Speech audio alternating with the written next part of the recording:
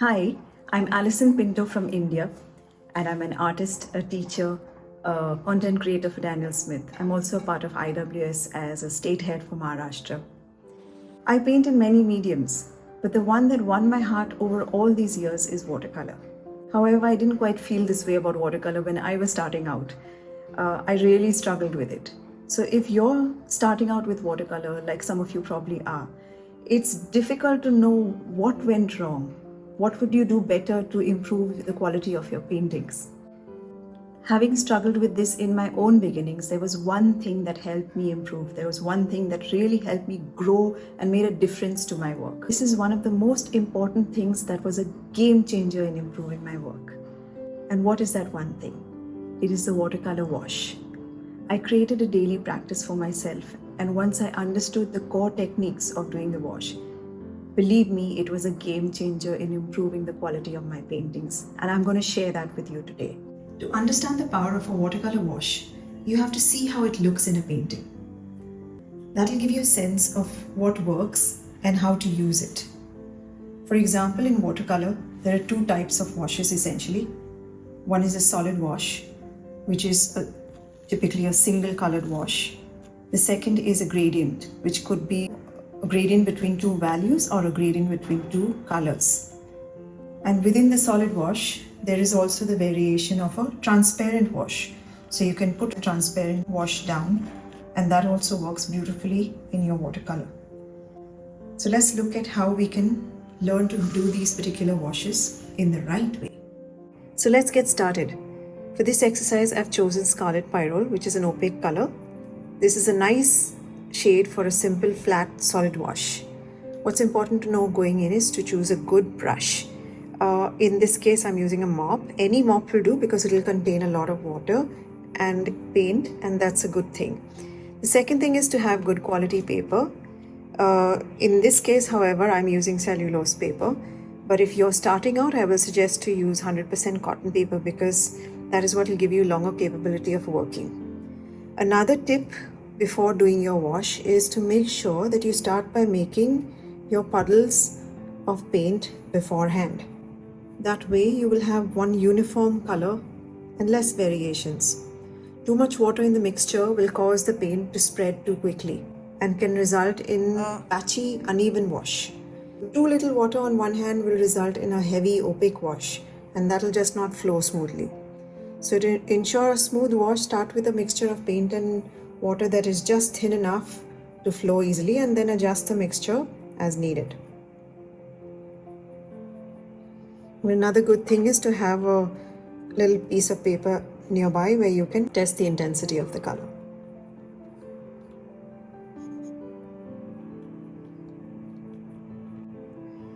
So now I'm lifting the paper up and I'm going to put it at a slight angle. And to apply the wash, you're going to use a large brush, load it up with the paint mixture as you can see, and then start applying it to the paper in smooth sweeping moves. So you're keeping it end to end. What I'm doing is keeping a small bead of paint at the base of each sweep.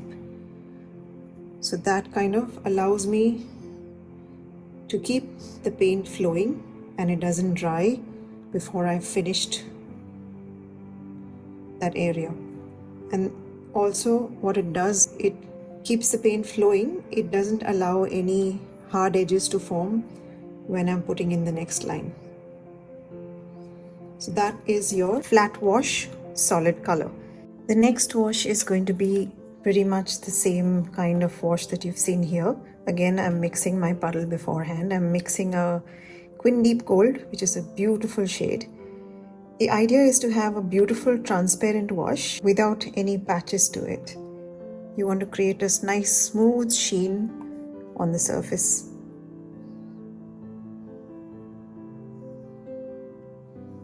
Again, I'm following the same principles that I used for the initial wash.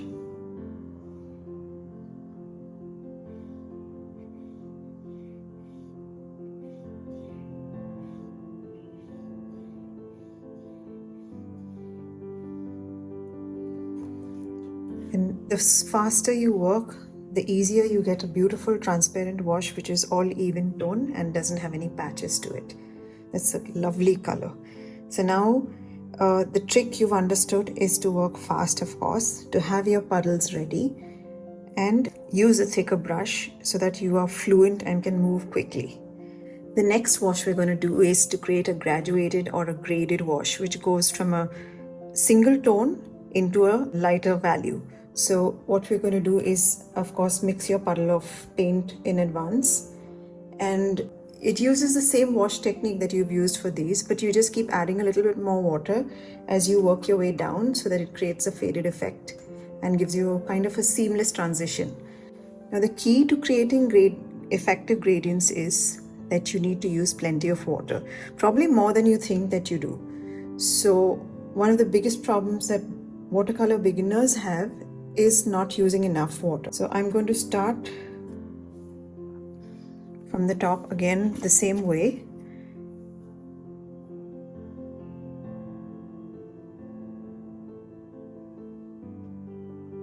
And as I go, I'm going to add a little bit of water.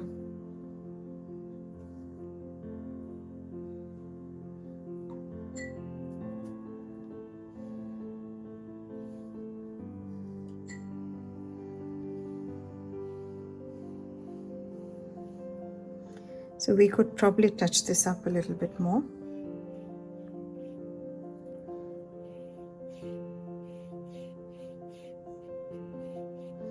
The idea is to create a smooth and soft transition. So a lovely color for creating gradient, and I can see so many possibilities for it, using it for water and for so many other things. If you've been struggling in your watercolor journey, or you find that the quality of your work isn't advancing as much as you'd like, I have a tip for you today. To become proficient in watercolor painting, you must study under the guidance of internationally acclaimed masters of the craft. With that in mind, I have an offer for you right now. Go ahead and sign up for free for Nicholas Tobias's watercolor painting educational marathon. Register now for more info and you will receive a bonus. Click the link in the video description below and it will lead you to more details of the event. Now we'll go into the next wash, which will be a gradient wash but with two colors. For the next wash, I'm going to dampen the area a little bit so that I have a bit more time to work. Now in this wash, what we're going to do is mix two colors. So while you're doing that, you may need a little bit more of time to work, and it's always useful if your paper is damp. It gives you a little more time to work with. So we'll start with the first color in the manner of the same way that we did the other washes, and then we're going to bring in the next color from the bottom.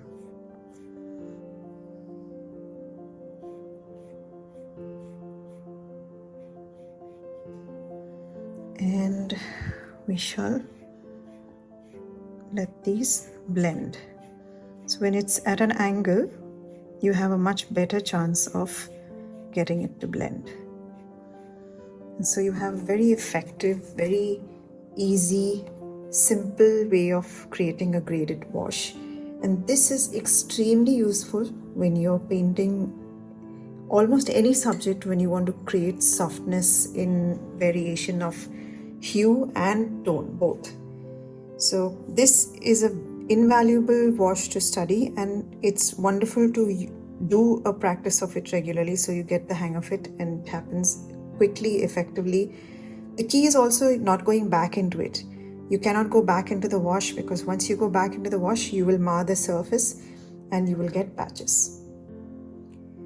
I hope you'll remember the tricks that I've shared to create each of these washes in the right way.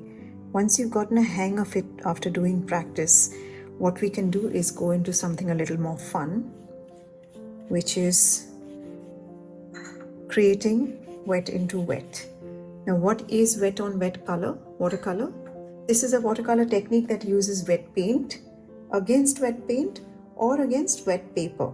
So it's used to create beautiful bleeds and blooms between areas of color and let the watercolor paint spread and blend. So we're going to try doing that right now. So for that, I'm pre-dampening the space. I'm going to pick up some color and let it just drop in and see what it does.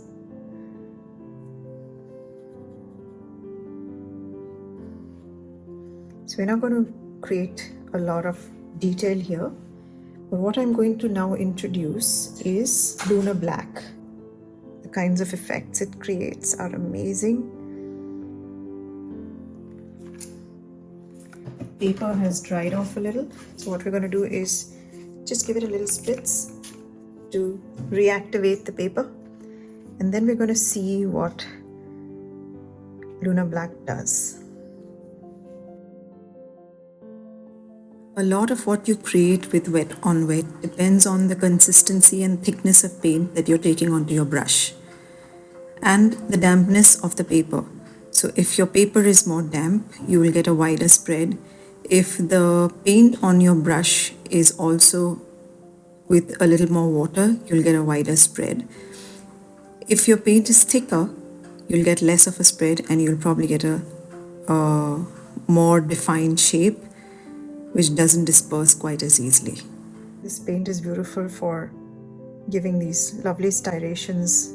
I don't know if you can make it out over here, but it has an incredible way of creating drama. The best way to learn this is by trying with different consistencies of paint on paper that has different levels of dampness. So that is your wet and wet technique, when you're dropping wet paint onto wet paper or onto wet paint itself. So this covers the essentials of creating your washes. And how about troubleshooting? One of the key things that happens when you're creating a watercolor wash is you could have a little background like this, like it's called cauliflowers. So how do you prevent backgrounds is a very common question that I get from students. Here's what we're going to do.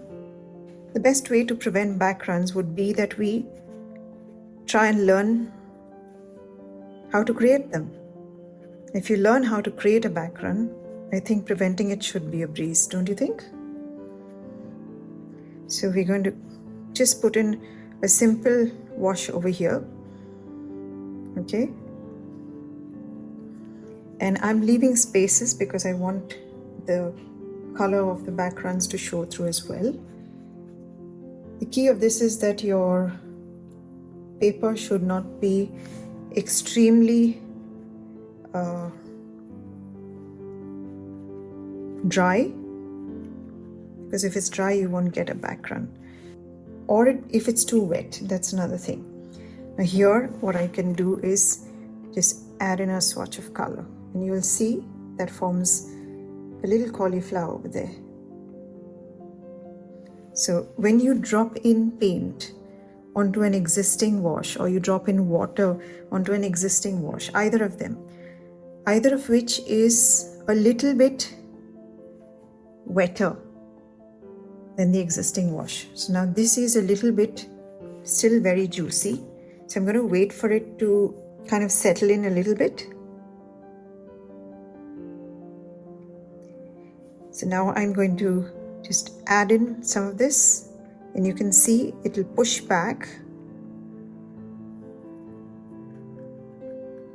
and that's what will create a cauliflower in your paint.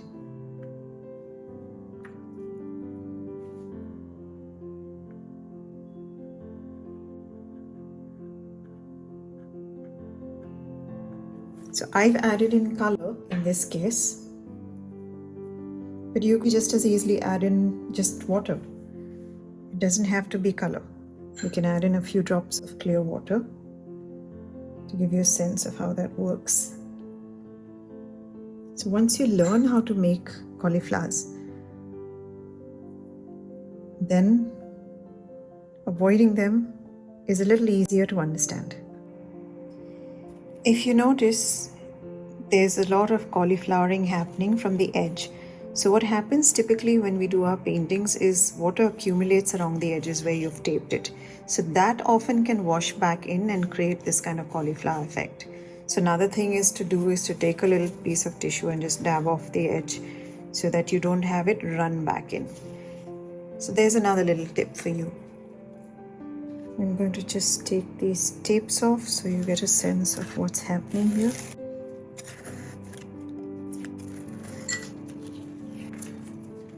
So that about sums it up. You have the study on washes that you can practice regularly. You have this flat wash in its two variations, which is the solid wash and the transparent. Just to give you an idea, this is the actual hue of the Quin Gold Deep in its full saturation. So then you have the gradient wash, which is in a single color, and you have the gradient wash in two colors. Then you have the wet in wet, which is dropping in wet paint into either wet paper or into wet paint again. And we did our lesson on creating blooms as a way to understand how to avoid blooms. I hope this was really helpful for you. If you enjoyed this video, do consider hitting the subscribe button below for Artefacto to get more useful and practical content. And if you have any questions about this video, feel free to tag me at Alison Pinto Art, both on YouTube as well as on Instagram. See you soon.